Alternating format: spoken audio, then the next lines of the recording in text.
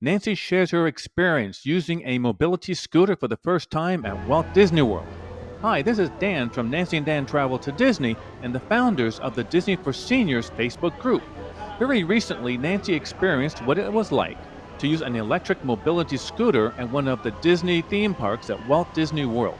Nancy broke her foot 2 months before our trip. However, 2 days before we left for our Disney holiday, Nancy's foot doctor told her not to walk the Disney parks because that much walking could damage her still recovering foot, but instead to use an electric mobility scooter. This is the third video in our series on mobility scooters at Disney. The first showed Chris of Park Hopper Choppers explaining how to use the mobility scooter we rented for our brief trip. The second video showed what Nancy experienced the very next day as a first-time scooter user. This included the Disney buses on a mobility scooter, adventuring Disney's EPCOT, navigating the crowds, the rain, the retail stores at EPCOT, and even the Lightning Lane queue at the newly refurbished test track, all while riding her mobility scooter. If you would like to first watch Nancy's experience as a first-time mobility scooter at EPCOT before continuing, you can do so by clicking on the link right now in the upper right corner of the screen. This video is very, very different. Today, I interview Nancy in a question and answer type format immediately upon returning to our guest room at Disney's Old Key West from our full day and evening at EPCOT, so we could capture her experience and thoughts right away for you. We sincerely hope that this video and all of our mobility scooter at Disney World videos will be informative and useful for those who have never used a mobility scooter, just like Nancy, for their families, and even for more frequent mobility scooter users to compare experiences. With that, let's begin the interview with Nancy on her experiences at EPCOT as a first-time electric mobility scooter user. Hi, so we've had a full day at EPCOT, Nancy's first day ever using a scooter, and she did it here at Walt Disney World and specifically at EPCOT. So we're going to have a Q&A to finish the video, asking questions of Nancy about her experience to help you, especially if you're a first-time user and hesitant or unsure if using a scooter is right for you at Walt Disney World. Let's begin. Okay, Nancy, first question. What were your expectations before we left for the day this morning to EPCOT? I was anxious about getting on and off the bus and unsure about that. Also, a little worried about how it would be to deal with going on rides and how that was going to work. I had anticipated people and trying to get around just the crowd, so that was not bothering me when we left. Next question.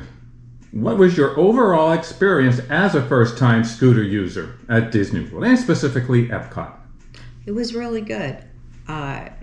Even with going on a day as a first-time user where it was probably some highest crowd levels, and it was Food and Wine Festival, a Friday, rain, so many variables, and it was very busy, and the scooter was very easy to maneuver around people, so it was exceeded my expectations. Next, what surprised you the most, Nancy, good or bad, about using a scooter at EPCOT? I don't know if I was surprised, but it was a challenge. People will walk right in front of you and they know you're there. So it's not that they didn't realize that you were there. Trying to avoid hitting people that are making those choices was a challenge. On the positive note, it was really easy to do everything that we did today. Going on the rides, especially I'm gonna say it was easy for me because I could still walk, so I didn't have to necessarily take the scooter everywhere with me. So it was it was a positive experience actually at EPCOT. Interesting. Nancy, what tips from the Disney for Seniors community did you use that came in handy? There were tips about having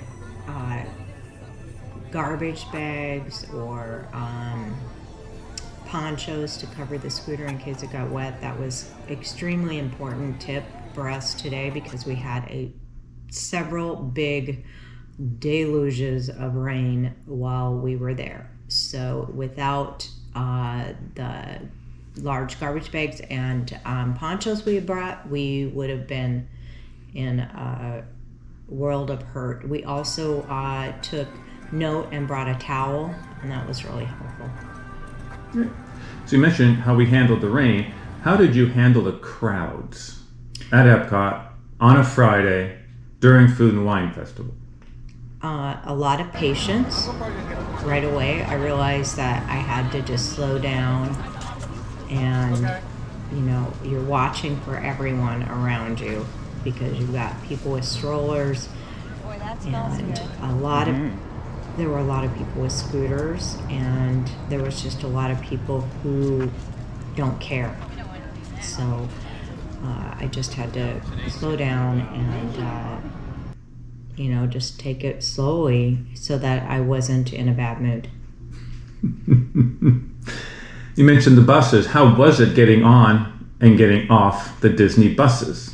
It was fantastic, and I took the recommendation from some pointers on our Facebook group and allowing the driver to put the scooter on the bus and take it off, and that was just to reduce my stress.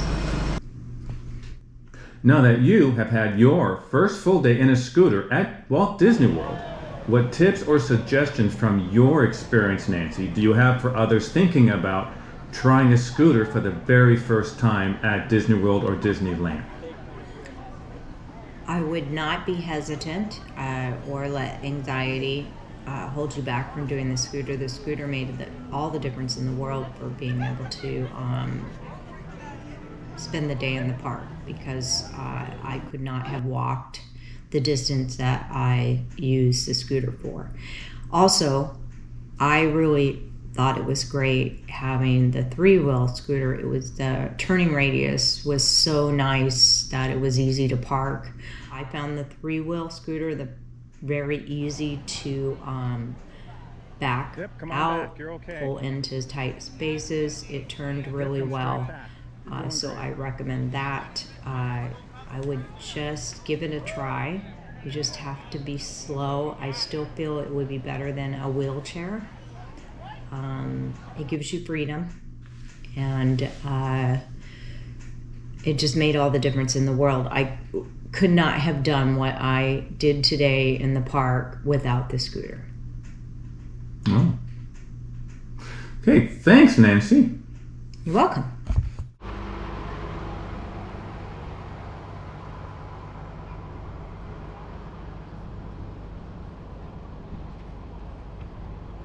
If you do find this video useful for you, please do consider sharing it with your friends and family members who may be considering a mobility scooter for themselves at Disneyland or Walt Disney World. And absolutely, if this video does help you, then yes, please do click on that thumbs up or like icon so YouTube will be more likely to share it with other Disney fans. And subscribe to our Disney travel related YouTube channel for old adults and seniors. Here is the link to the previously mentioned video about Nancy's first day as a scooter user at Disney's EPCOT. As well, on the right is our playlist containing our ever-growing library of mobility scooter videos for adults at Disney. Please let everyone know about the additional tips and experiences you may have had using a mobility scooter at Disneyland or Walt Disney World in the comments below. Also, any questions you may have in this regard, please place them in the comments and Nancy or I will answer them for you. We sincerely hope you have a magical day, Disney style.